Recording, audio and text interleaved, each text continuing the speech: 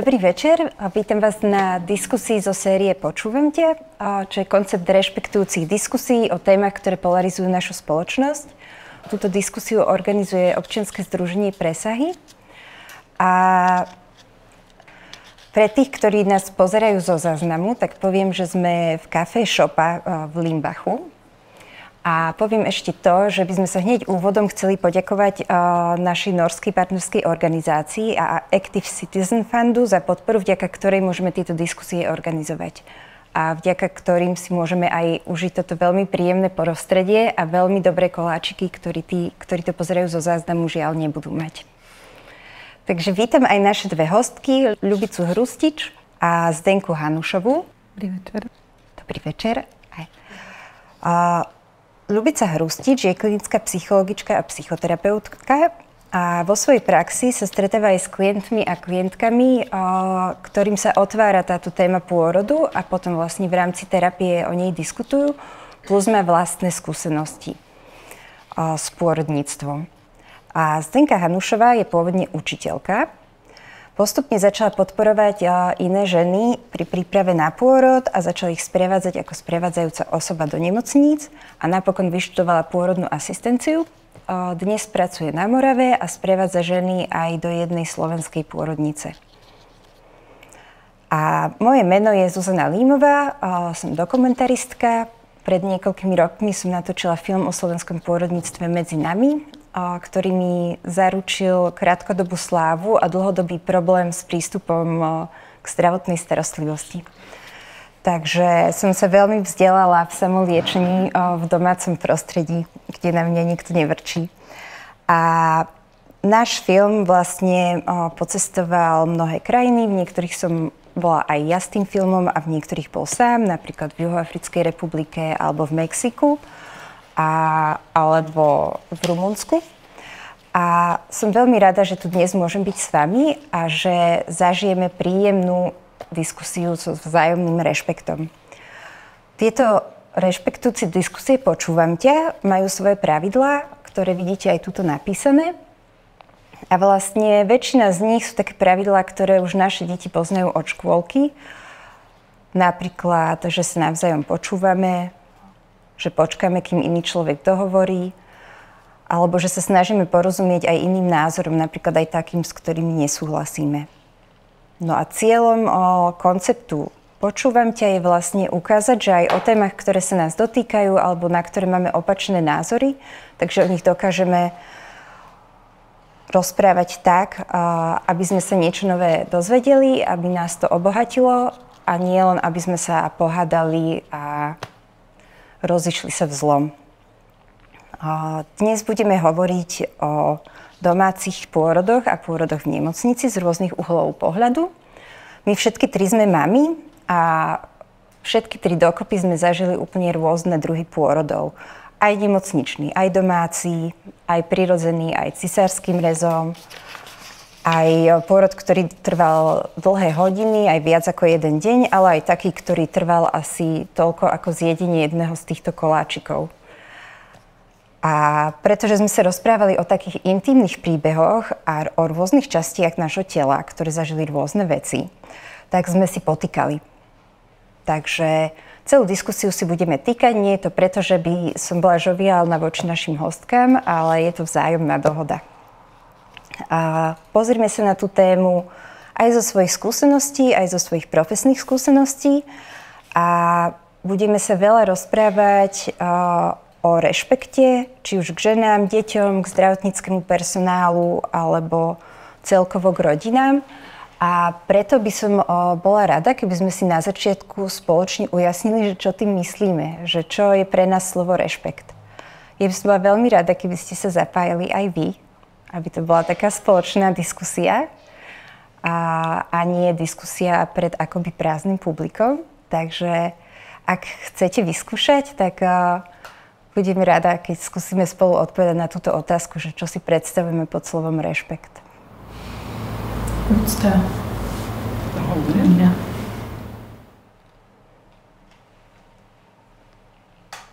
Zdenka, Ľubka. Empatia a akoby také prijatie aj druhého názoru, ktorý nemusí korešpondovať s tým našim. No vlastne niečo podobné, schopnosť vypočuť toho druhého a prijať ho aj s iným názorom. Pre mňa rešpekt je aj to, že počúvame, čo sa naozaj hovorí, a nie to, čo sa nám v hlave deje a čo si myslíme, že ten druhý hovorí. Mi sa stalo, že som niekoľko rokov vlastne sa stretávala na diskusiách alebo spolupracovala s profesorom Haštom a až asi po 2 rokoch sme zistili, že každý z nás chápe slovo rešpekt inak. A že ja som mu rozumela podobne, ako ste to vy povedali. Že je to taký ako keby taký prístup s prijatím a so snahou porozumieť si a on to slovo chápal ako úctu k autorite, ako skôr takú bázeň pred autoritou. Tak to bolo pre nás veľmi zaujímavé vlastne na toto prísť, pretože sme o tom diskutovali celý čas, ale vlastne každý si myslel niečo iné. Takže som rada, že sme to hneď takto v úvode, že sme si to hneď povedali.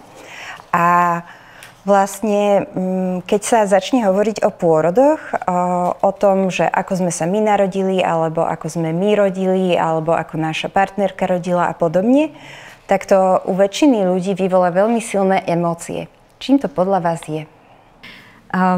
No tým, že sa to každého bytostne dotýka. To je asi taká najrýchlejšia odpoveď na to, aj taká najpodstatnejšia.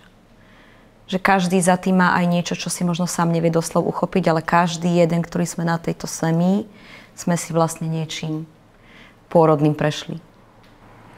Ja si myslím preto, že pôrod je životná udalosť, ktorá či už pozitívne alebo negatívne, ale ovplyvní celý náš život, naše partnerstvo, náš vzťah k deťom.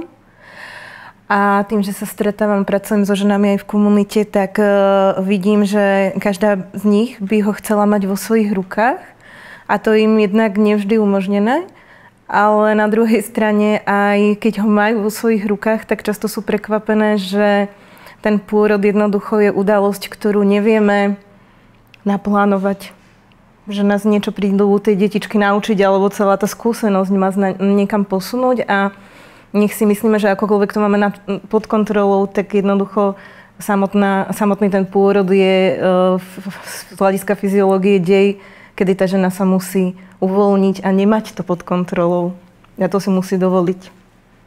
Takže preto to v nás vyvoláva také emócie.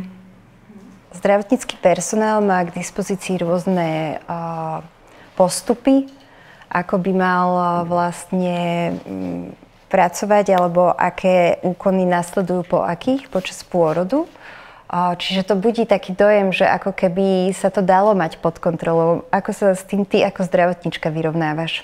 S tou vlastne istou neistotou? No určite máme štandardy a odporúčania, evidence-based medicine, podľa ktorého by sme vlastne mali pracovať. Ale oni sú nastavené tak, že ten pôrod v podstate akoby je... Keby chceme, tak môžeme rešpektovať tieto štandardy a odporúčania a všetci by boli akože spokojní, že by to bolo tak nastavené. A tá neistota tam vždy je. Ja sa s tým vyrovnávam tak, že s tou svojou vlastnou subjektívnou neistotou, že mám za chrbtom buď lekára, alebo je tam k dispozícii, alebo mám jednoducho nejaké vybavenie so sebou. To vybavenie pre mňa ako porodnú asistentku je podstatné. Myslíš také technické vybavenie alebo také mentálne vybavenie? Určite ako prax a to štúdium mi dalo veľmi veľa. Čiže už počas školy, že som sa pripravila na to, že vidieť rôzne situácie, ale môcť ich nielen vidieť, ale aj samostatne skúsiť, ako v nich reagovať. Aj keď vždy človeka niečo prekvapí, ale potom zároveň myslím aj také to vybavenie, že keby niečo, takže viem, že môžem pohotovo reagovať, lebo mám napríklad nejaké lieky alebo neonatológa k dispozícii hneď. Ja by som len upresnila, že evidence-based medicine je medicína, alebo skrátka sú to postupy, ktoré vychádzajú z vedecky overených faktov. Na rozdiel od evidence-based medicine, ktorá vychádza vlastne z nejakých zaužívaných zvykov na pôrodnických oddeleniach a tak ďalej.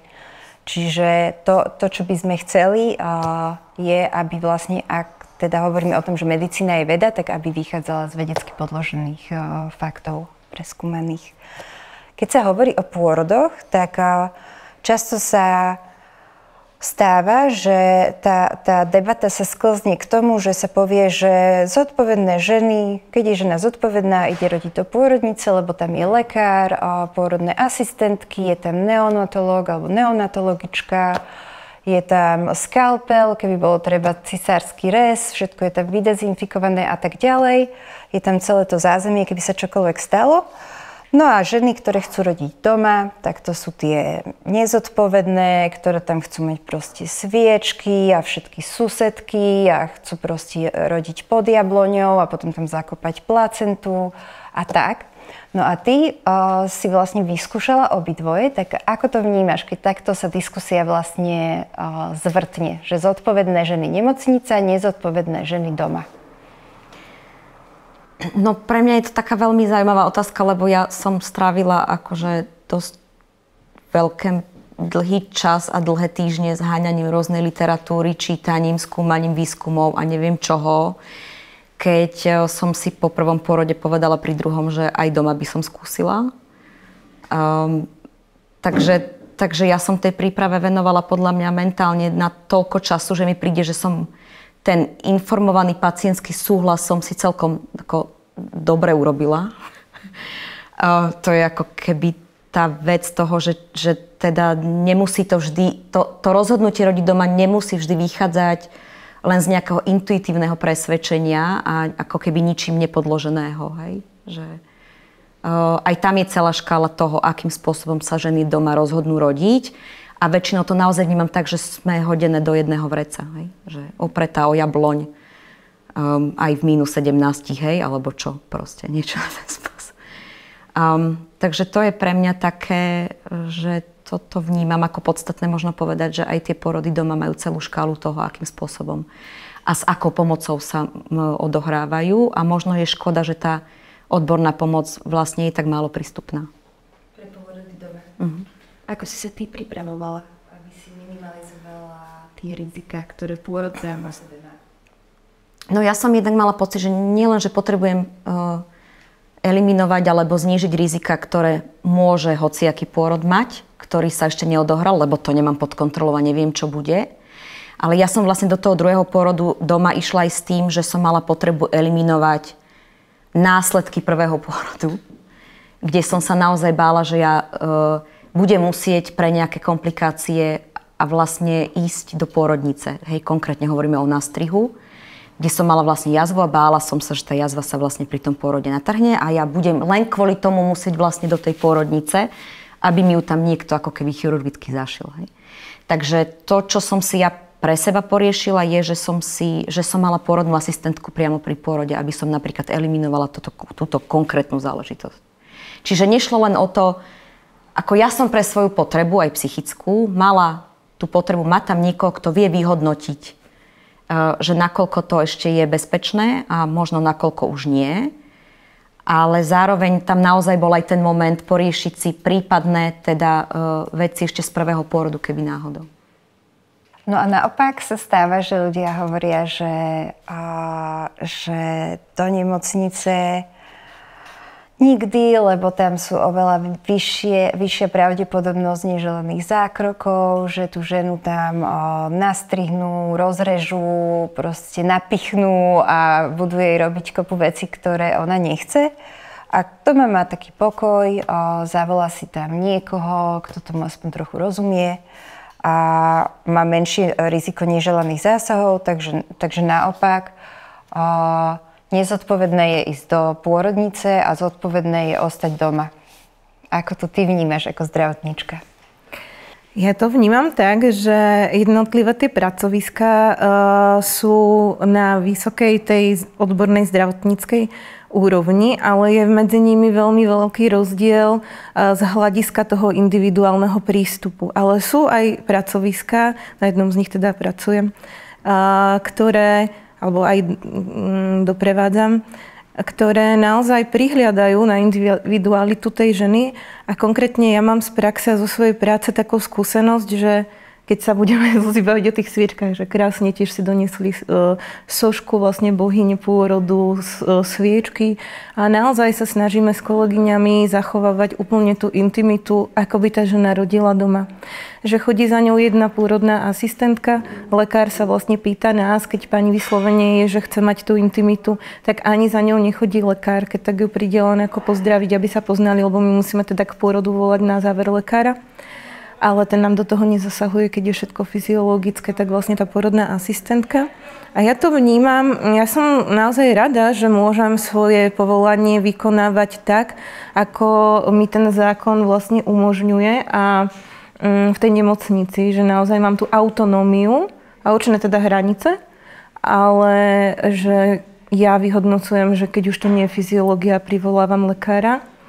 A dovtedy, keď to je všetko v poriadku, tak naozaj my sme len akoby sledovateľky a podporovateľky, lebo niektorá žena nepotrebuje ani, aby sme na ňu rozprávali, potrebuje ten svoj kľud. Takže. My keď sme nakrúcali v univerzitnej nemocnici v 3 rôznych pôrodniciach, tak my sme tak postrehli, že tie pôrodné asistentky sú často skôr pôrodnícke asistentky.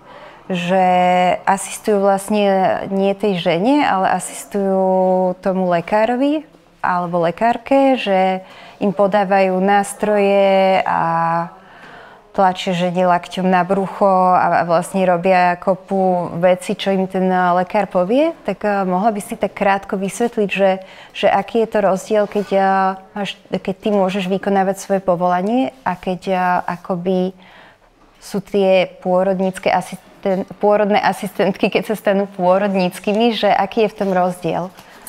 Lebo študujete to isté však. Áno. Ja som teda študovala v Brne a celkovo ako pôrodná asistentka často nás ľudia aj oslovujú sestrička a teraz každý je niekto iný, ako sestričky majú svoje vzdelanie a pôrodná asistentka má svoje vzdelanie, nemôžeme to odlišiť, že kto je viac. Ale pôrodná asistentka nie je sestrička. Pôrodná asistentka je vlastne špecialista na fyziologické tehotenstvo, fyziologický pôrod a fyziologické popôrodné obdobie. A má kompetencie vlastne starať sa o tú ženu aj v tom tehotenstve, aj počas pôrodu, viesť fyziologický pôrod a starať sa o 6-nedielku, alebo teda tú ženu v popôrodnom období a zároveň aj ošetrovať, urobiť základné ošetrenie novorodencovi. A starať sa teda potom v popôrodnom období aj o matku a dieťa. Nerada by som teraz nejako zrovnávala pri všetkej úcte k lekárom, ale v podstate pôrodná asistentka je špecialistka na fyziológiu a má hranice, musí vedieť odlišiť, kedy už to tehotenstvo pôroda alebo po pôrode patrí k lekárovi a mala by vedieť vhodne nasmerovať, ktorému lekárovi tú ženu potom vlastne pošle, alebo kedy už ten pôrod má prevziať lekár.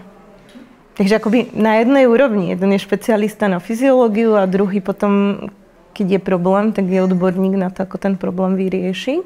A pôrodná asistentka by vlastne nemala používať medikáciu, nemala by používať zásahy, akože môžeme napríklad urobiť amniotómiu, môžeme ošetriť pôrodné zranenia, že môžeme zašiť. Ale nemali by sme teda už medikáciu nám musí indikovať lekár.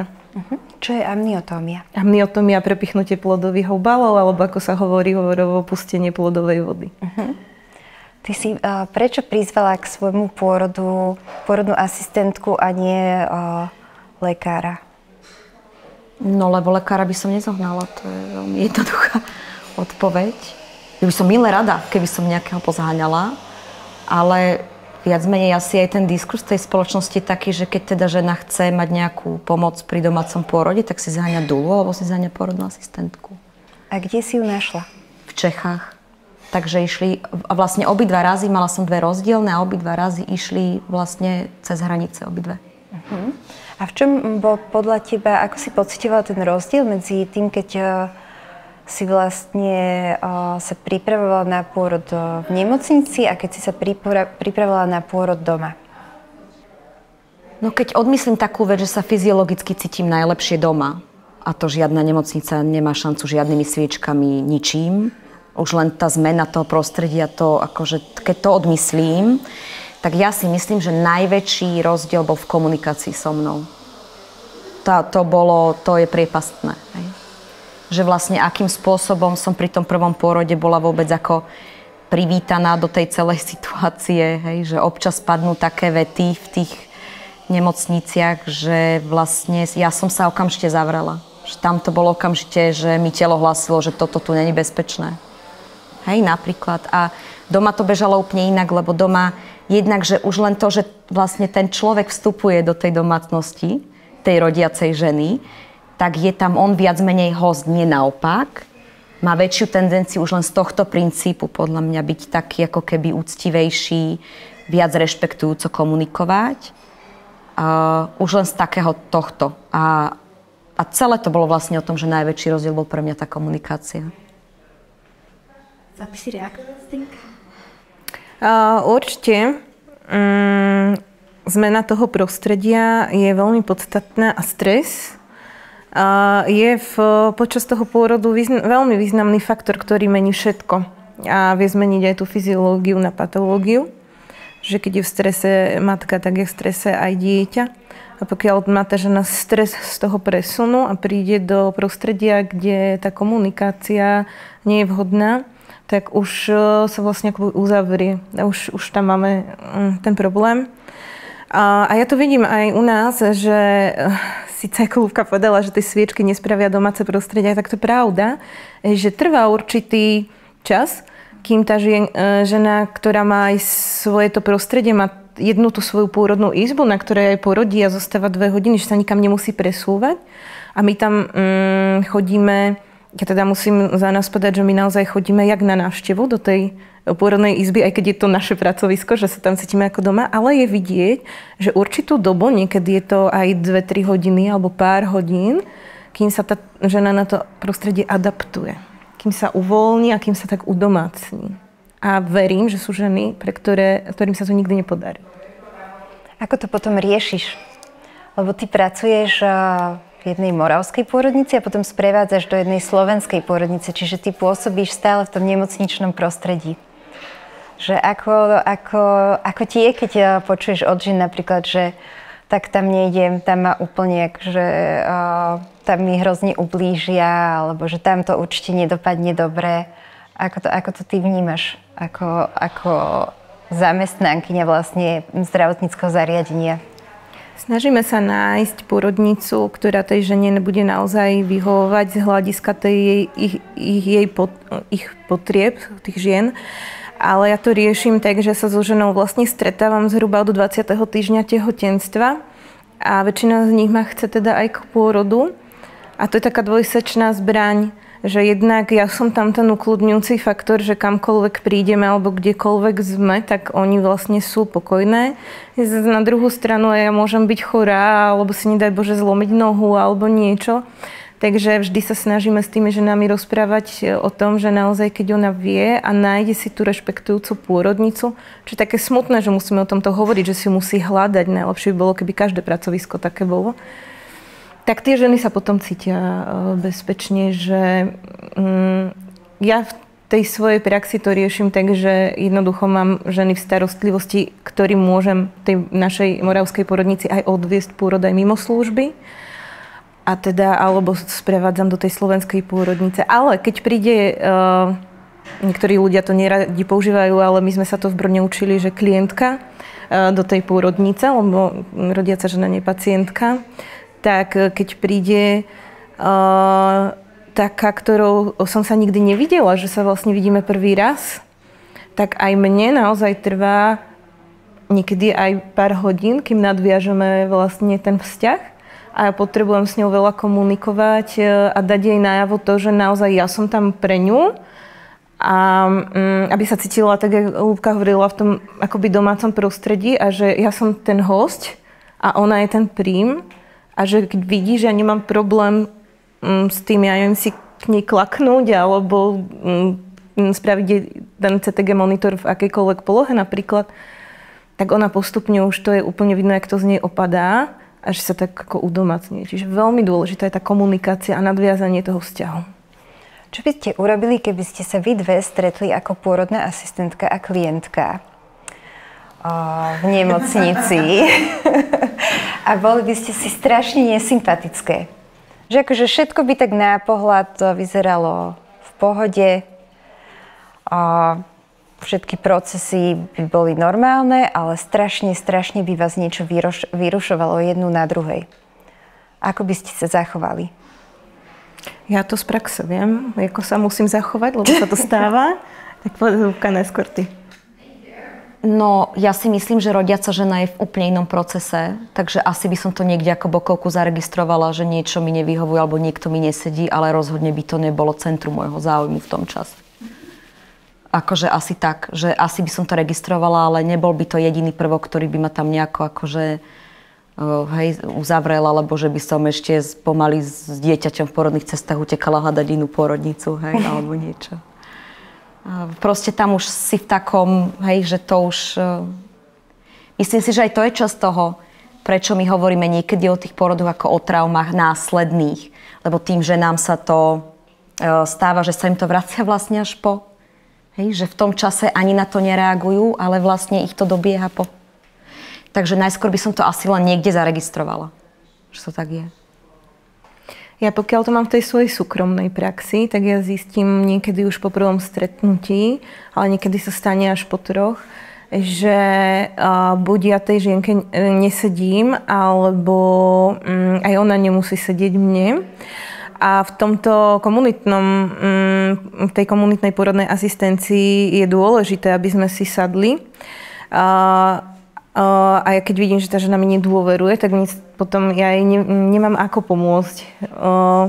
Takže v tom prípade väčšinou buď si to na rovinu povieme jedna druhej a bude ja odporúčam nejakú kolegyňu, alebo jej poviem, že prečo napríklad ja sa potrebujem tiež cítiť bezpečne v tom vzťahu, to je pre mňa tiež vzťah, tak jej poviem, že to celkom necítim a že potom jej neviem dať zo seba všetko, čo by potrebovala, alebo ako by som to aj ja cítila.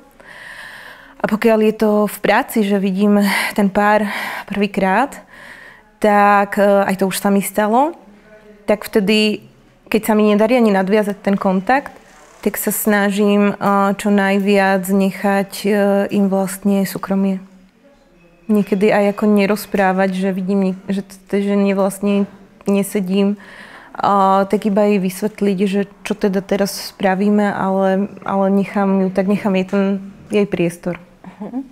No ale ak hovoríme o tom, že medicína je veda, tak je v tých guidelinoch aj niečo o tom, že pôrodná asistentka alebo lekárka, že to tak necíti a že treba presunúť inde tú klientku? No, to celkom teraz priznám sa neviem odpovedať, ale viem, že teda pacientka alebo klientka má právo vymeniť aj pôrodnú asistentku, aj lekára. Aj počas pôrodu? Že ich pošle za dvere? To nie, ale že akože požiada, aby prišiel niekto iný. A je to aj možné technicky? Akože vždy tam je viacero lekárov, ale je určite možné, že na niektorých pracoviskách povedia, že nemajú žiaľ momentálne takú možnosť, pokiaľ naozaj všetci lekári v ten daný moment majú tú svoju prácu, tak nemusí to byť možné. Ale celkovo v tom zdravotníctve tiež stále sa posúvame ďalej a ďalej. Aj v škole sme sa učili, že naozaj aj čo sa týka etník a národností sú rôzne prístupy. A niektoré národnosti nemôžu vlastne mať alebo nechcú lekára muža. Takže musí táto pracovisko disponovať tým, že keď príde rodiť takýto pár, tak aby mali poskytnúť túto zdravotnú starostlivosť aj s prihľadnutím na nejaké kultúrne normy. Ľubka, ty si chcela reagovať? Ja som iba chcela takú pikošku z domáceho pôrodu, že aj tam sa ti to môže stať. Že to vôbec zase sme pri tej téme, že tá predstava, že niečo, čo sa deje v nemocničnom pôrode, sa ti nemôže stať doma. Hej, že mala som pri strednom aj dulu, aj pôrodnú asistentku. Ale tým, že pôrodná asistentka bola z Čiech, dula bola tu zo Slovenska, lebo som sa bála, či pôrodná asistentka pri tom nápore vôbec bude môcť prísť, kedy bude môcť prísť, tak nech tam mám aspoň niekoho. A zažila som napríklad to, že oni sa trošku Hej, že tam bol trošku taký stret citeľný miestami. Ale znova, asi aj podľa toho som tak vedela na tú otázku, že ja vtedy som fakt na to nemala kapacitu toto tam nejakým spôsobom riešiť. Ale registrovať som to registrovala, hej, že niečo také sa tam udialo vlastne. Takže potom si dala bombonieru len jednej. To nie, ale ja som vlastne nedala bombonieru ani jednej. Môžeš napraviť.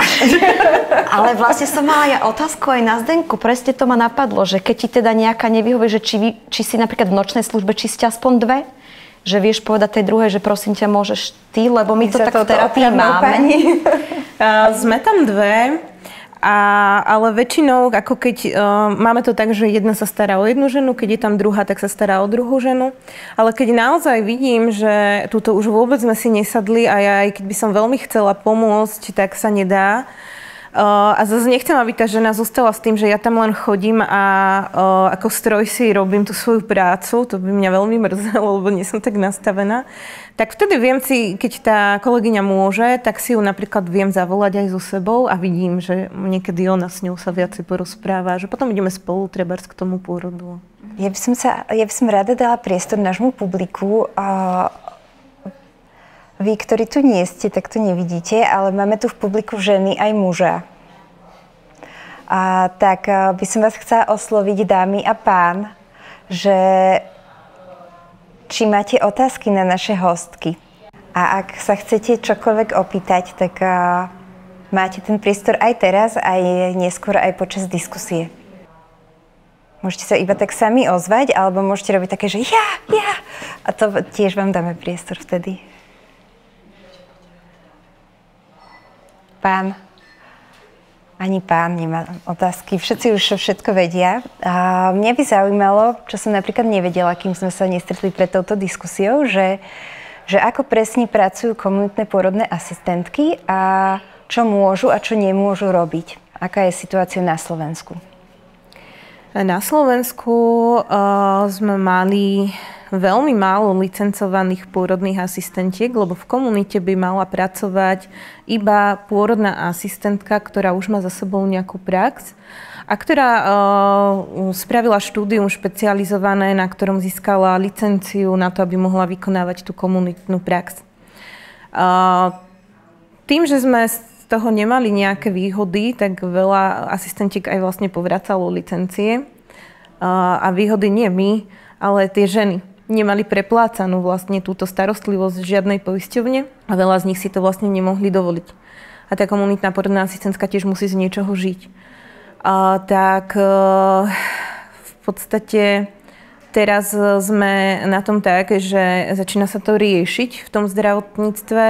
Aj Slovenská komora sestier a pôrodných asistentiek sa zaoberá veľmi touto témou a od roku 2024 malo by byť sprostredkované vlastne to štúdium a dostupnejšie pre tie pôrodné asistentky na získanie licencie a aby sa mohli dohodnúť a zozmluvniť poisťovne, ktoré budú ženám preplácať 2 návštevy, myslím, pred pôrodom a potom po pôrode. Legislatíva nám neumožňuje byť prítomné pri pôrode inde ako v zdravotníckom zariadení. Umožňuje nám starať sa o ženy vlastne pred tým pôrodom a po pôrode v domácom prostredí. Napríklad pripravovať ich na pôrod. Pracujem ako profesionálna laktačná konzultantka, takže pripravovať na dojčenie a potom sa postarať aj o tú ženu po pôrode a aj o toho novorodenca. Je to teraz trošku také ťažké, lebo keď vlastne pracujem v tej komunite, tak nepracujem úplne, sa mi to neráta do odrobených rokov praxe a získanie tej licencie je vlastne zatiaľ podmienené takými rokmi praxe. Tak preto vlastne aj kvôli tým skúsenostiam pracujem v pôrodnici, aby som potom vlastne mohla získať tú licenciu. Problém bol, že už dlho priamo na to komunitné štúdium neotvorili, na tú komunitnú pôrodnú asistenciu neotvorili štúdium na získanie licencie, lebo nebol záujem. A teraz sa viac tá téma otvára. V Čechách je to trošku jednoduchšie, lebo tam vlastne hneď po škole môže pôrodná asistentka ísť a registrovať sa na úrade a môže vykonávať tú samostatnú prax. Že my máme živnosti, ale nie oficiálne akoby ani na to laktačné poradenstvo, pretože ani to není vyšpecifikované ako oblasť na živnosť, viazanú na to povolanie. A ani vlastne ako tým, že nebolo možné získať tú licenciu, bo neboli tie podmienky, tak ani na to. Takže ako poradkyne sme možno vyživové alebo tak. Ale sú aj licencované pôrodné asistentky ešte na Slovensku, ktoré v minulosti získali tú licenciu. Čo to znamená, že nemôžeš byť pri pôrode, že nemôžeš teda prevádzať ženu počas pôrodu mimo zdravotníckeho zariadenia, že o akej fáze sa presne rozprávame? Rozprávame sa priamo o tej druhej dobe pôrodnej, tak laicky, ako keď sa rodí, keď sa tlačí to dieťatko na svet. Jedine, že by to bolo lebo stalo sa aj pri mojej praxi tým, že vlastne doprevádzam aj do pôrodnice, alebo aj teda jazdíme na tú Moravu, tak pár pôrodov skončilo mimo ústav, aj doma, ale vždy som teda volala sanitku, alebo teda už to základné ošetrenie, alebo som vlastne odviedla, to nie je potreba viesť taký pôrod. Takže len akoby to základné ošetrenie žene som spravila tú podporu a aj tomu dieťatku a sme vlastne už sa doviezli do pôrodnice. Čiže si neodviedla, ale odviezla pôrod. Odviezla. Ľubka, ty si hovorila, že sa stretávaš vo svojej praxi so ženami alebo deťmi alebo aj mužmi, ktorí majú rôzne skúsenosti z pôrodu. A keď sme sa rozprávali pred diskusiou, tak si povedala, že sa stretávaš aj s takými skúsenostiami, ktoré sa nedajú ani opísať slovami. Prečo môže nejaká veľmi, povedzme, že krátka skúsenosť, pretože to je otázka hodín alebo dní, ovplyvniť človeka tak ďaleko siahlo, že to musí napokon riešiť alebo chce to napokon riešiť terapeuticky? No, myslím si, že časť toho je o tom, že asi nadviažem na to, čo som povedala aj vtedy, týka sa porod každého. Je to taká ako po psychologickej rovine veľmi iniciálna, niečo, čím treba prejsť a čomu sa nedá vyhnúť v ľudskej skúsenosti. Tak ako to máme s témou smrti, tak to máme s témou pôrodu. Ako keby na tej kognitívnej, alebo keď to zoberieme vedecky, tak ten problém toho pôrodu je možno v tom, že prečo sa to nedá dať do slov, aby to bolo jasnejšie. Keď ešte ten mozog nemá vytvorenú jazykové centrum, jazykové schopnosti, jazykové porozumenia tak ďalej, tak tá skúsenosť sa ukladá v iných centrách v mozgu. A to je niekedy aj, že to je niekedy len taká naša domnienka psychologická alebo psychoterapeutická, že aj tam mohlo niečo byť, pokiaľ oni to nemajú prerozprávané sekundárne od vlastnej mamy, alebo teda od nejakého príbuzenstva, že im nebolo rozpovedaný ten príbeh, tak to častokrát vlastne len ako na to narážame, že to len tak ako, že oni prichádzajú, častokrát tí klienti prichádzajú s niečím iným, alebo s niečím, čo sa javí, že je len na povrchu. A oni si ten povrch poriešia a potom sa veľmi divia, lebo ho majú poriešený a aj tak je tam niečo emočne niekde vzadu, hej. Týka sa to, je to ten istý princíp aj pri ženách, ktoré rodili? Že ako keby to nemajú v tej pamäťovej stope, ale majú to niekde v tele alebo v podvedomí? Majú to v tele a majú to v nižších mozgových štruktúrach, ako je naša frontálna kôra, čo znamená, že časť toho je ako keby mimo našeho uvedomenia, ľudovo povedané. Áno aj, a ešte by som možno povedala, že ešte tam môže veľmi pôsobiť to, čo je, už sa to trošku dostáva aj ku nám, že transgeneračná trauma. A je vedecky dokázané, že ona je v našej DNA, že to ako není len psychologický koncept, teória, ktorú si niekto vymyslel, ale je vlastne vedecky dokázané, že my fakt také niektoré ťažšie veci si ako nesie ten gén už potom aj ďalej, aj do tých, že to presahuje vlastne toho jediného človeka. Že napríklad v jednej rodine, že sú po sebe niekoľko generácií, že tie ženy vždy rodia napríklad iba císarským rezom, hej? Nemyslím si, že sa to musí nutne zrkadliť v rovnakej skúsenosti, že sa tá skúsenosť opakuje, len si myslím, je to skôr o tom, že je tam prítomné nejaký blok, nejaká emócia, niečo, čo ako presahuje ten daný zážitok. Že si napríklad povieš, že toto mi nemôže vyvolávať až také obrovské emócie. Čím to je, že aj takto také emócie vyvoláva napríklad? A to aj napriek tomu, že naše okolie nám chce dobre a hovorí nám, že hlavne, že je dieťa zdravé. Tak ako racionalizácie fungujú na to, aby nás upokojili. Oni majú svoje miesto, keď majú svoje miesto. Hej, že ako nezahadzujme ich úplne a oni nám fungujú, ale v takýchto veciach, keď ti telo dáva najavo, že to nebolo v poriadku, alebo že niečo sa tam deje, alebo že na často intuitívne cíti, že ju to ovplyvní aj na tých ďalších pôrodoch a že pokiaľ s tým ona nezačne vedome robiť, tak to, že sa narodí zdravé dieťa, ako nestačí. To nám, akokoľvek neskromne to znie, toto nám nemôže stačiť. Ako je možné, že napríklad Zdenka by bola pri pôrode a všetko by bolo perfektné, hej? Všetko by sa tam udialo tak, ako tá žena chcela. Že by, ja neviem, mala masáž krížov, že by išla do vane, že by si dala jablkový koláč k tomu, že by tam mala manžela a neviem, dieťa najstaršie a pôrodné asistentky by tam chodili iba po špičkách ako myšky a všetko by bolo perfektné a aj tak by po tom pôrode vlastne mala nejakú negatívnu skúsenosť. No, to je niečo... Že ona by to vnímala negatívne. Ako je to možné? No, lebo dôležitá je tá subjektívna skúsenosť, nie ako to vyzerá návonok. Hej, že tebe ako pozorovateľovi alebo tej pôrodnej asistentke sa môže javiť, že to bol ideálny pôrod.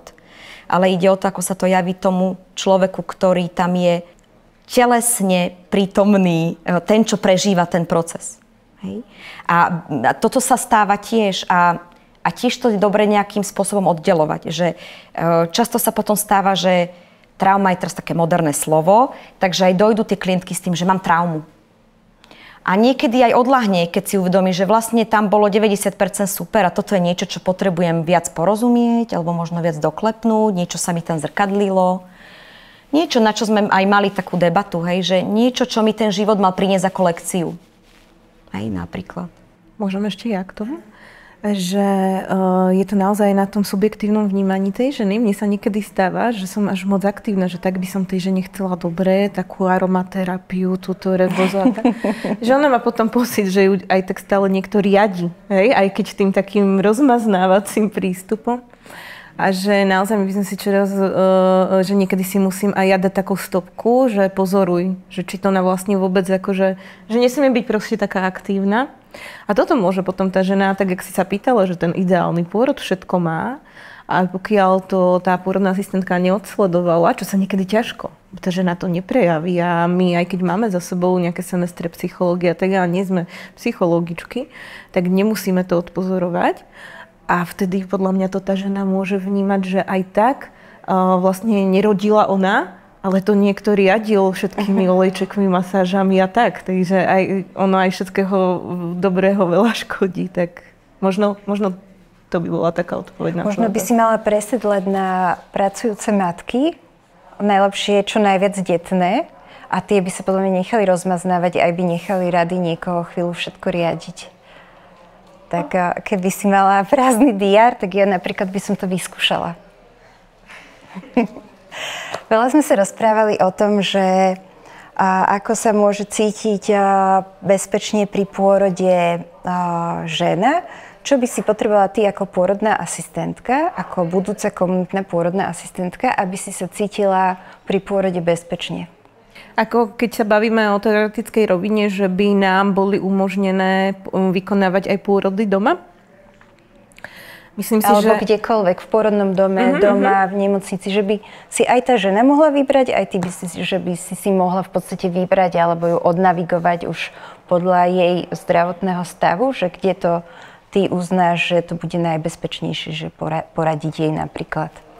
Keď som študovala v Brne, tak nám chodili prednášať aj pôrodné asistentky, ktoré sú z Čiech a vyštudovali v Brne, ale odsťahovali sa potom do Anglicka a tam majú iný systém vlastne, alebo aj v Dánsku. Tam sú aj štátom pridelené pôrodné asistentky a sú vlastne pôrodné asistentky, ktoré pracujú v nemocnici, pôrodné asistentky, ktoré pracujú v pôrodných centrách a pôrodné asistentky, ktoré chodia k domácim pôrodom. A vlastne štátom sú preplatené a pridelené tej žene, ktorá vlastne chce rodiť doma. Ale celý ten systém je nastavený tak, že tie ženy už počas tehotenstva sú vyšpecifikované, ktoré naozaj sú fyziologické, majú fyziologické tehotenstvo, majú v poriadku tlak, krvný obraz, hemoglobín a nemajú anamnézu takú, ktorá by predpokladala väčšie percento nejakého problému pri tom pôrode. Takým je dokonca aj odporúčaný pôrod doma. Ale tá pôrodná asistentka, ktorá chodí k domácim pôrodom, tak v takto zriadenom systéme, tak tam má vybavenie.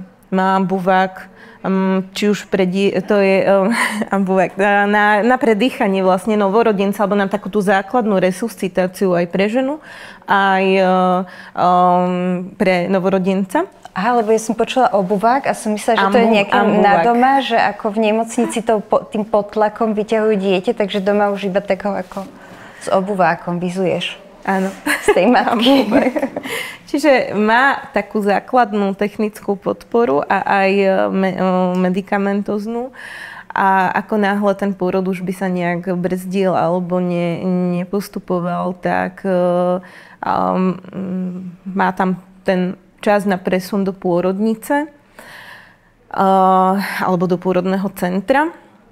Ale teda v pôrodnom centre, ako náhle by už žena mala nejakú medikáciu, nejaké silnejšie analgetikum alebo epidurál, tak tá už nemôže rodiť ani v pôrodnom centre, už musí byť presunutá do nemocnice, čiže tie pôrodné centra sú väčšinou v blízkosti, ale aj majú akoby ten nemocničný systém, že nemajú napríklad aj 1,5 hodiny dojazd do najbližšej pôrodnice alebo do toho pôrodného centra. A plus tá pôrodná asistentka má možnosť si viesť, alebo teda si musí viesť dokumentáciu pri tom domácom pôrode, tak ako keby je to v tom pôrodnom dome alebo v pôrodnom centre. A majú stále nejaké kurzy a celkové už sú vyškolené na to, aby aj viedli pôrody doma a aby aj vedeli rozoznať tú situáciu. Ale videla som jeden film, volá sa, že Střípky ženy, ktorá je vlastne z tohto prostredia a tam vlastne sa stalo presne to, o čom Ľubka hovorila, že tie dve pôrodné asistentky sú pridelené tej žene a keď jedna nemôže, tak príde druhá. A tam bolo úplne od začiatku vidno, že tej pani nesadla tá pôrodná asistentka, ani ona sa necítila dobre a tá jej už navrhovala, že akože tak sa radšej presuneme do tej pôrodnice. A ona nie, ale som chcela rodiť doma a nie je žiadny dôvod na to, aby sme sa presunuli do pôrodnice. Tak tá pôrodná asistentka bola beznádejná, ona tam ani nechcela byť, ale zároveň nechcela tú ženu nechať na holičkách, tak tam potom zostala. A nakoniec aj to bolo vidno, že aj tá osoba, keď nesedí tej žene, tak tam potom sú problémy, treba aj nepredvídateľné. A počas toho pôrodu väčšinou ten problém dá o sebe vedieť a je čas na ten presun, ale môže sa stať, že tesne po pôrode proste nastane akutné krvácanie alebo niečo, aby som potrebovala v tom prípade mať pri sebe aspoň základné lieky a možnosť zavolať záchrannú službu, ktorá zrovna nebude na výjazde zase hodinu vzdialenom od toho miesta, kde ja som. A oni to tak majú, že môžu, nie že ako sa niekde popisuje v niektorých článkoch, že áno, ona tam ide k domácemu pôrodu a pred vchodom stojí sanitka, to nie je pravda. Ale ona volá do najbližšej stanice záchrannej služby, že ide tam a tam k domácemu pôrodu a ona vie, že keď zavolá tú sanitku, tak ju tam proste má, že nebude proste mimo tá sanitka a ten tím. A ďalej potom riadi tá pôrodná asistentka, ten záchranársky tím, povie im, ako ten pôrod bežal, čo sa stalo a vlastne riadi ich ona, že čo potrebuje, aby tej žene alebo tomu dieťaťu dali. Keby to je takto zabezpečené, tak by som chcela aj ja chodiť k domácim pôrodom. A ty si mi hovorila, že vlastne komunitná pôrodná asistentka znamená aj to, že ty máš okolo seba komunitu špecialistov a špecialistiek, že konzultuješ s fyzioterapeutkou, s gynekológmi, gynekologičkami, niekedy s terapeutkou, čiže v podstate aj Ľubka by mohla byť v tvojom komunitnom pôrodnom tíme. Určite. Keby ste si boli sympatické, hej? Keby sa nestalo to, že ste si strašne nesympatické. Je to tak, lebo tá porodná asistentka naozaj buď môže mať aj nejaké fyzioterapeutické kurzy a tak, ale sú veci, kde ja som si nie istá, že či to už nie je komplikácia, alebo či už to nie je na hrane s tou fyziológiou. A ja potrebujem mať lekára, gynekológa, pôrodníka, za ktorým viem tú ženu poslať, aby on už to zhodnotil. Lebo to už keď je ako nie v mojich kompetenciách, tak potrebujem mať lekára, ktorý povie, že áno, tak vy sa môžete chystať naozaj na prírodzený pôrod, alebo vaginálny, ale teda väčšinou sa chystáme na prírodzený. Prírodzený znamená bez zásahov, vaginálny už keď je s nejakými zásahmi. Alebo povie, že viete čo, tuto naozaj to už vyzerá, že by mohla byť komplikácia, tak sa napríklad, lebo aj žena, ktorá ide rodiť cisárskym rezom a vie o tom, že ide rodiť cisárskym rezom, tak aj tá potrebuje komunitnú pôrodnú asistentku. Oni si zase potrebujú prebrať napríklad rozbeh laktácie, čo sa dá už treba s predplánovaným cisárskym rezom. Aj tá žena pri tom cisárskom reze potrebuje tú podporu. A mala som niekoľko už aj takýchto žien, a boli veľmi spokojné. Že akoby, možno Ľubka k tomu viac povie, že niektoré ženy, alebo dosť je to teraz v spoločnosti, takže ženy, ktoré porodili cisárskym rezom, tak sa často cítia ako, že to nezvládli, alebo že v niečom zlyhali, alebo zlyhalo ich telo. A aj taká žena by potrebovala pôrodnú asistentku, ale najmä, že keď to majú ženy vysvetlené, tak oni vedia potom ľahšie to prijať. A vtedy potrebujem napríklad fyzioterapeuta, ktorý zhodnotí, že vieme napríklad jazvu, o ktorú sa vieme starať, už sa vieme aj pred tým pôrodom starať o tú predošlú jazvu. Vieme na tom pracovať. Potrebujem, aby mi zhodnotil, keď vidím, že tá žena má skoliózu, že ako tam je tá panva, či s tým vieme pracovať. Ako my máme, aj som mala jeden vynikajúci kurz od pôrodnej asistentky z Čech na Rebozo, že vieme riešiť niektoré veci aj priamo pri tom pôrode, ale keď sa dá, tak je dobre, a odporúča sa ešte pred otehotnením, aby aj fyzioterapeutka zhodnotila. Čiže ja potrebujem fyzioterapeuta, lekára, gynekologa, pôrodníka, ale takého, ktorý viem, že naozaj, keď on povie, že toto by bolo vhodné, aby bol cisársky, takže to tak je, nie len, že odporúča sa, že keď povie, že vy môžete rodiť prirodzene, tak ja viem, že naozaj môže, aj keď ďalších 5 povie, že, alebo ortoped povie, že že ako by to by mal zhodnotiť gynekolog, pôrodník, nie ortoped. On môže dať nejaké odporúčanie, ale konečné slovo by v tom mal mať gynekolog, pôrodník, že ako tá žena, alebo ako ten pôrod môže byť vedený. A potrebujem aj psychológa a zároveň psychiatra, lebo naozaj v tom popôrodnom období, alebo niekedy už aj pred pôrodom sa stretávam s tým, že ženy majú popôrodné depresie, nie baby blues, tam potom akože pošlem keď tak psychológovi, alebo my sa porozprávame, niekedy to úplne stačí, lebo ona má už vo mňa dôveru. Ale niekedy mi muži, napríklad sa mi stalo, že mi muž volal, že tebe povedala, že je všetko v poriadku, ale že to tak vôbec nie je. Takže ja preto aj rada mám kontakt s tými partnermi, lebo niekedy mi oni povedia viac, jak tá žena. A potom už vieme skôr pracovať, že cez neho, aby už doma riešil že jemu pomáham, ako riešiť tú situáciu. Takže takýto tým ja potrebujem určite, na koho sa môžem spoľahnúť. Čo, Ľubka? Čo robíš do konca roka? Mám čakačku ešte na ďalšie 3 mesiace v roku. Na ďalšie. Tak od jarné babetka. No, ja mám rada pestrosť v tej mojej terapeutickej práci. Takže ono sa to tam tak sporadicky objavuje, ale nerada sa fokusujem len na jednu vec, lebo to je taká najbližšia cesta k vyhoreniu tej terapii. Takže na toto si ja dávam pozor.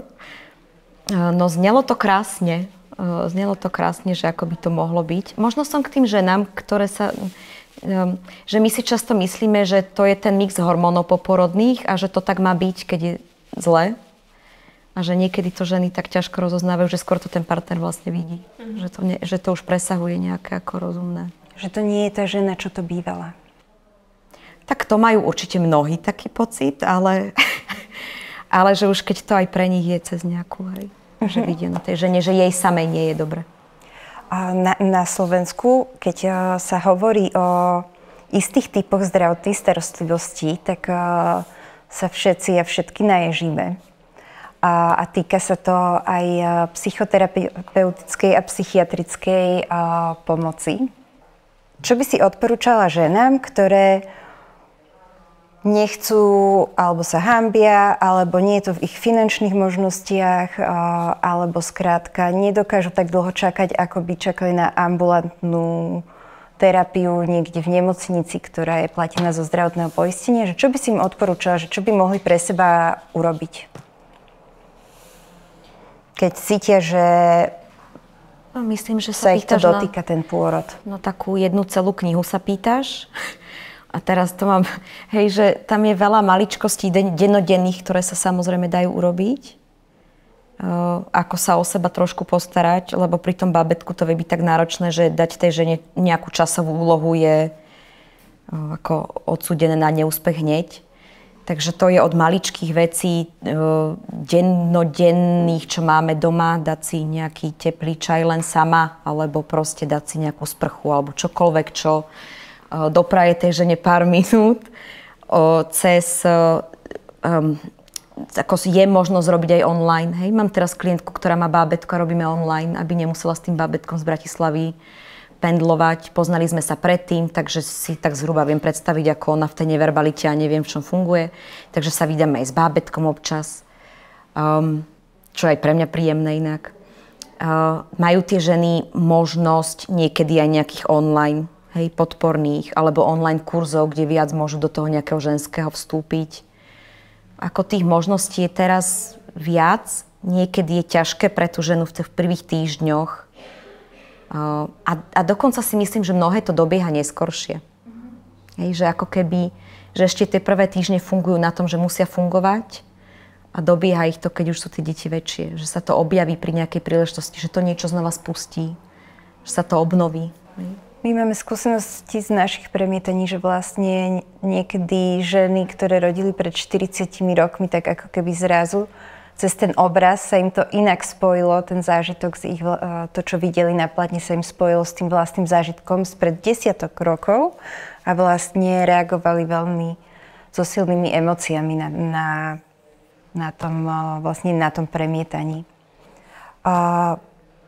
Ja by som rada predstavila takú iniciatívu občianskeho združenia Ženské kruhy, ktoré dlhoročne šíri informácie o dobrej praxi, o zahraničných výskumoch a postupoch a snažia sa ovplyvniť aj legislatívu na Slovensku. A niekoľkokrát sa im to aj podarilo a okrem toho začali teraz robiť podporné skupiny pre ženy, ktoré bývajú aj naživo v Bratislave a bývajú aj v online priestore, kde sa môžu pripojiť ženy odkiaľkoľvek.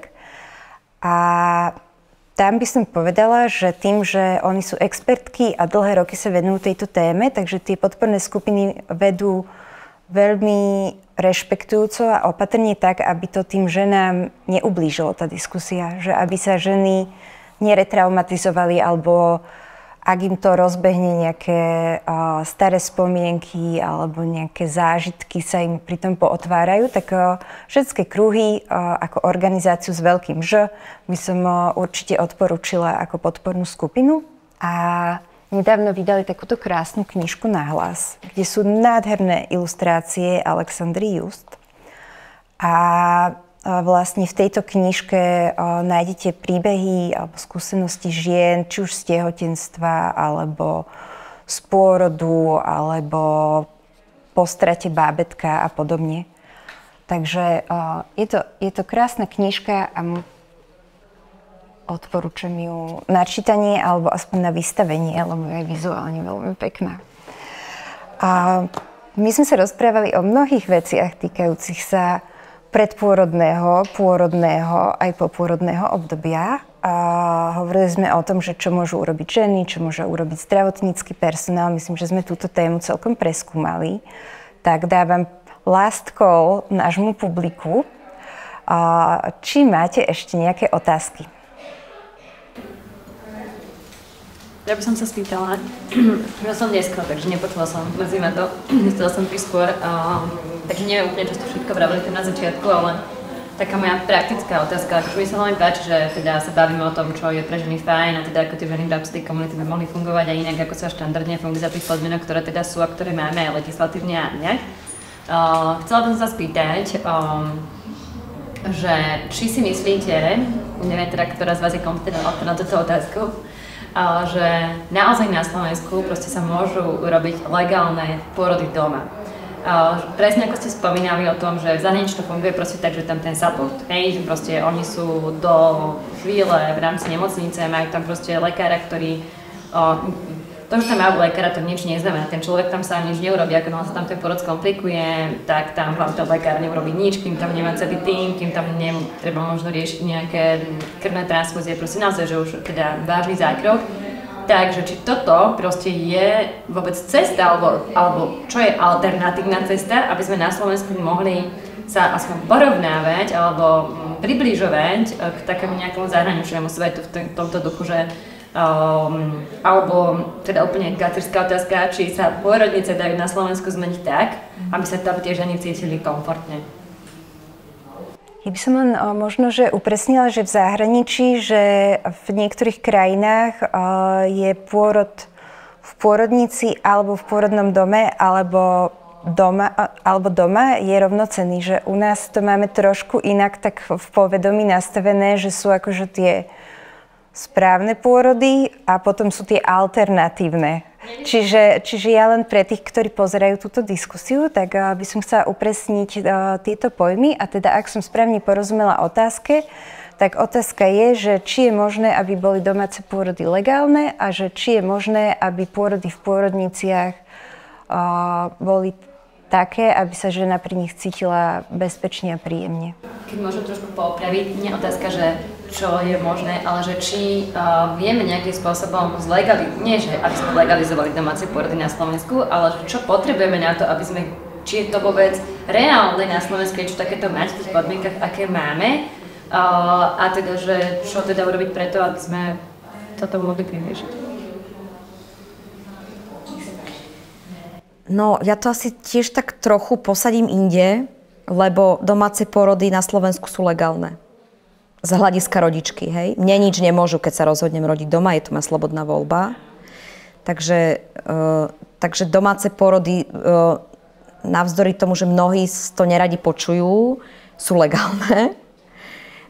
Jasné, bavíme sa asi o tom, nakoľko legálne je pre zdravotnícky personál asistovať pri domácom pôrode, hej. Čiže to už je asi otázka, na ktorú vieme odpovedať, že teraz na Slovensku to teda legálne nie je, ale to asi povieš ty potom. A bavili, samozrejme, že táto otázka nám padla v tej preddebate, ktorú sme spoločne mali vzájomnej. A v podstate sme prišli na taký styčný bod, že k tomu netreba veľa. Jasné, že k organizácii papierovým veciam legislatívnym, ako to spraviť, áno, ale ako keby, že čo sa týka tej podotázky typu, či to vieme v pôrodniciach urobiť tak, naozaj je to veľmi často o bazálnych veciach typu, ako ten personál komunikuje, nakoľko tej rodičke, tej klientke dá tú slobodu, navnímať si ten proces, ísť v tom procese tam, kam ona potrebuje. Akože chodenie nestojí nič nemocnicu. Hej. Jedna fidlopta tiež veľa nestojí. Môže si už aj priniesť, hej, keď nemocnica na to nemá. Ako keby ide o ten princíp, že tu je najdôležitejšie a zároveň najťažšie zmeniť toto. Myslenie tých ľudí v tej nemocnici. Rozumiem. A ja sa teda stretávam ešte aj s tým, že väčšinou potom už aj tie ženy, ktoré teda sú nastavené, že chcú vlastne rodiť prirodzene samé v tomto duchu, tak a priori bojkotujú pôrodnicu, lebo sa boja, že tamto proste to nebude a tam neprichádza im tej konverzácii medzi tým personálom, že veľakrát možno by to bolo umožnené a tá žena to ani nevie, že by to mohlo byť umožnené, lebo sa k tomu bráni, že oni mi tam určite budú všetko nútiť, hej, že tak nejak tak nájsť takú nejakú spoločnú cestu k tomu, že veď poďme si pomáhať navzájom a nie sa dištancovať, ale práve naopak v tomto duchu, že skúsme niečo pre to spraviť. Myslíte si, že teda je to reálne, hej, že? No ja veľmi dúfam, že pre naše deti to už bude reálne. Môže sa stať, že prídu do pôrodnice k Zdenke a tá ich bude nútiť, aby si dávali aromatické olejčeky.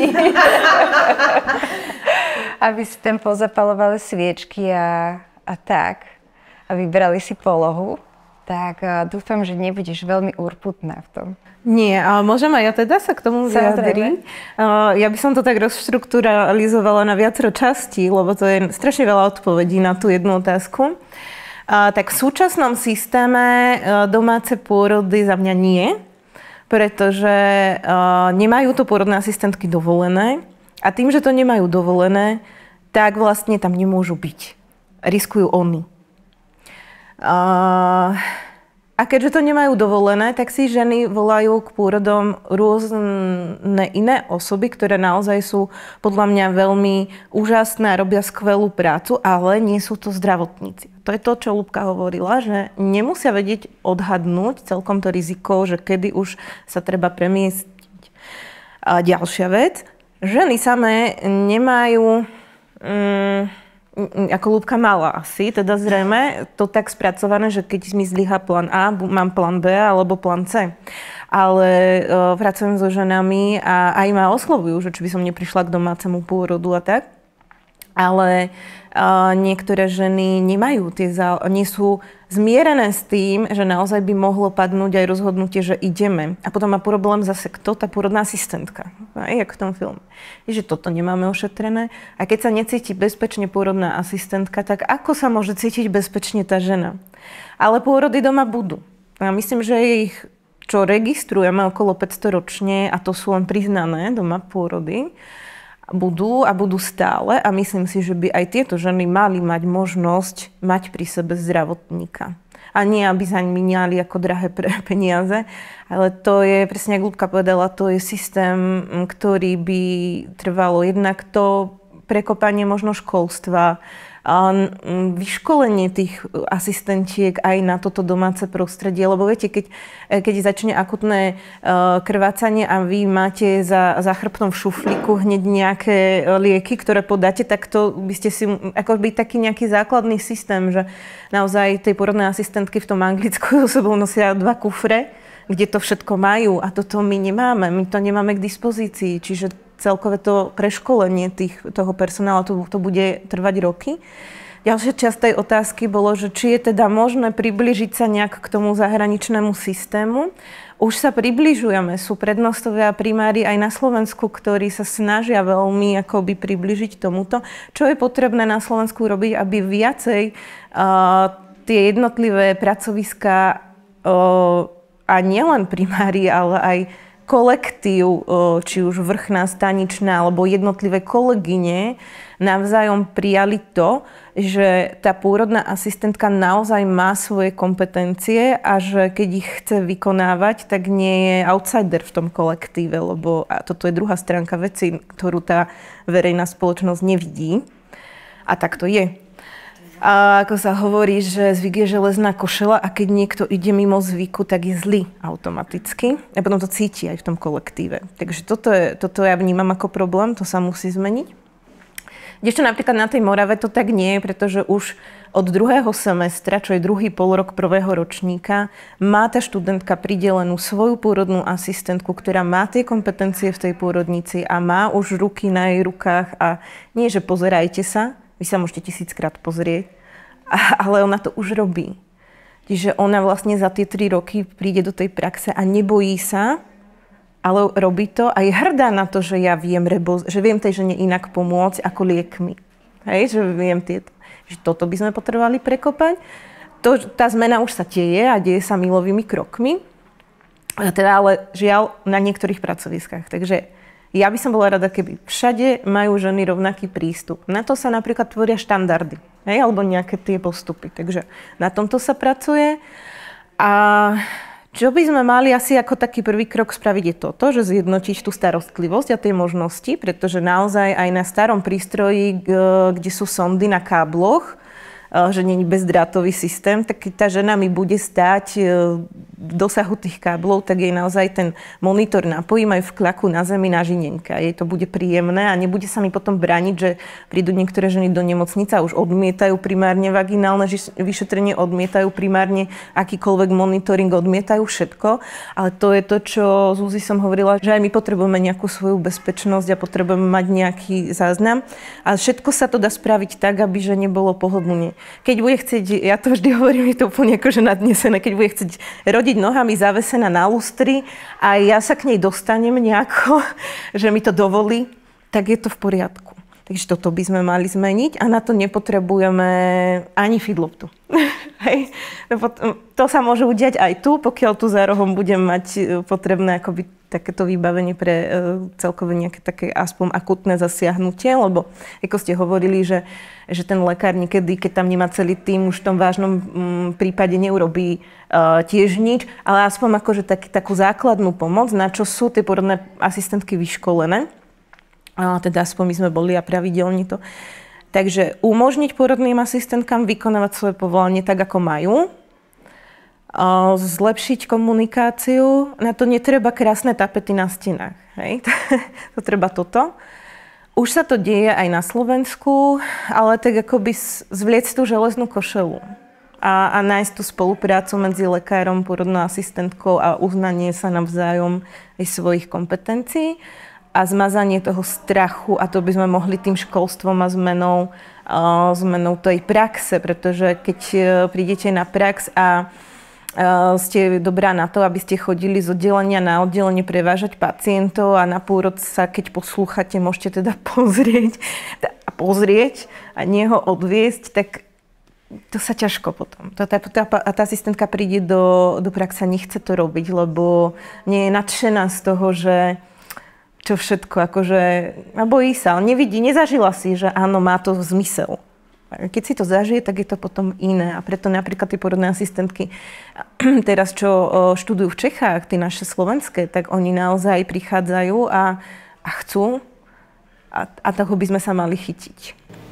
Neviem, či som všetko zodpovedala. Ja si myslím, že z toho taký krásny záver, že teda ja som z toho tak pochopila, že je asi rýchlejšia cesta zhumanizovať tie pôrody, zhumanizovať personál v nemocnici a proste vytvoriť tie podmienky pre tú ženu tam, ako všetky tieto ostatné legislatívne a neviem aké normy upraviť na to, aby sa rodilo doma, čo vlastne teda nie je až natoľko bezpečné, ako sa dá rodiť v tým zariadeniach, kde sú tie podmienky. Dlho by to trvalo, aby to bolo bezpečné. Tak, akože ono je to, určite by sme to mali, ale mali by sme aj na tom pracovať. Pretože tie ženy budú rodiť doma. Čiže my nemôžeme to odložiť teraz na bok. Mali by sme teraz už začať na tom pracovať, aby to za 10 rokov bolo možné. Keď to my teraz posunieme a budeme sa venovať tomu, že tie nemocnice spravíme, tak stále nám tam tých 10 rokov bude zostávať a bude sa to posúvať ďalej a ďalej. A ešte som chcela, že na čom by sme mali teda začať pracovať je na zlepšenie alebo na tých komunitných porodných asistentkách, aby sa to vrátilo. Takže sa teším na ten rok 2024, uvidíme, že čo aké budeme mať možnosti.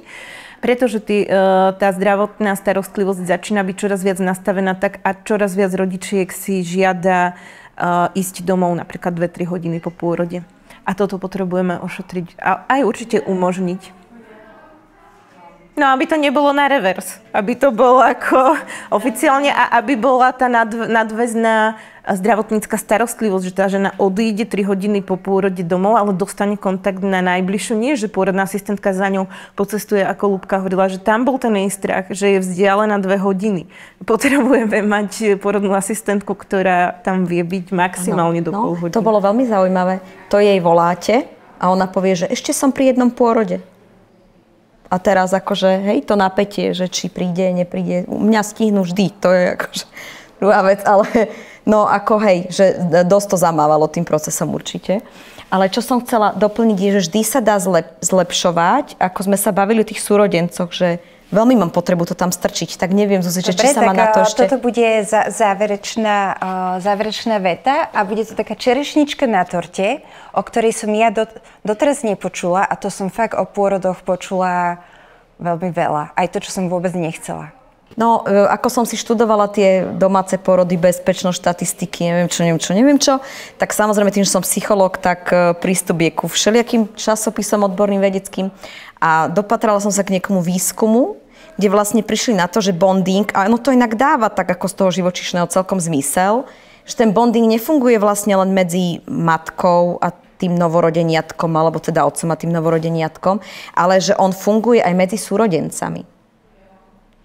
A keby sme sa my teda naozaj riadili dobrou praxou, osvedčenou a vedeckou, tak už aj toto by tam malo byť. Aby sa do istého časového úseku mali možnosť tí súrodenci spoznať s tým svojím novým ako príchodčím, hej, do tej rodiny. A ten výskum vlastne ponímal toto v nejakej longitudinálnej štúdii, kde oni potom skúmali vzťahy medzi tými súrodencami a tak. A asi nebudeme prekvapené, že to vyšlo teda tak, že akože je to fajn. A volalo by sa to, že oficiálne by sa to volalo, že oňuchávacia fáza. Že celá rodina si oňuchá bábätko a potom už budú akože prepojení tak, ako treba. Takým nejakým spôsobom, ne? Dobre. Ďakujem vám veľmi pekne. Myslím si, že navzdory rôznym životným skúsenostiam, aj profesným, tak sme sa zhodli na tom, že ktorákoľvek žena z ktorejkoľvek časti Slovenska, akejkoľvek národnosti alebo s akýmkoľvek sociálnym a kultúrnym zázemím alebo s akýmikoľvek životnými skúsenostiami by mala mať rovnaký prístup k zdravotnej starostlivosti v akomkoľvek zdravotníckom zariadení. Že to by bol ideál, že by sa mohla spoľahnúť a tiež, že by sa mohla rozhodnúť. Treba k tomu niečo dodať? Áno, že by mala mať rovnaký prístup k zdravotníckemu aj tá, ktorá sa rozhodne, že to nebude riešiť v zdravotníckom zariadení. Tak. A tiež by som ešte povedala, že to, čo vlastne tu dnes zaznelo, je, že je dôležité, aby sa ženy a ich rodiny mohli slobodne rozhodovať, ale že je tiež dôležité, aby sa zdravotnícky personál cítil bezpečne a mohol sa rozhodovať v rámci tých kompetencií a dobrej praxe, tých správnych postupov. Takže ja nám všetkým prajem, aby sa z tých pôrodníc stalo také ľudskejšie prostredie pre všetkých, ktorí sa tam pohybujú, čupia, klačia, alebo sú na štyroch, alebo chodia v tom prostredí v bielých plášťoch alebo zelených. A držím nám palce, aby sa to posúvalo dopredu, čo našťastie je jediná vec, ktorú nám život zaručuje, že nič nie je stále, že všetko sa stále mení. Takže už za ten čas, čo my tu sedíme, sa niečo zmenilo, narodilo sa niekoľko detí, môžeme to pozorovať, môžeme k tomu prispievať svojou činnosťou, napríklad podporou organizácií, ktoré robia niečo pre zlepšenie situácie. A ja ďakujem našim hostkám, Ľubke Hrustič a Zdenke Hanušovej. A ďakujem aj vám, ktoré ste prišli dnes na dnešnú diskusiu, aj vám, jedinému pánovi v publiku bez otázok, pritom muži väčšinou toho majú toľko čo povedať, tak dnes tu nezaznel mužský hlas. Napriek tomu si myslím, že téma pôrodov sa týka všetkých a tak som veľmi rada, že Café Šopa nám umožnila túto diskusiu a že občianske združenie Presahy ju zorganizovalo. Ďakujem vám za pozornosť a dovidenia.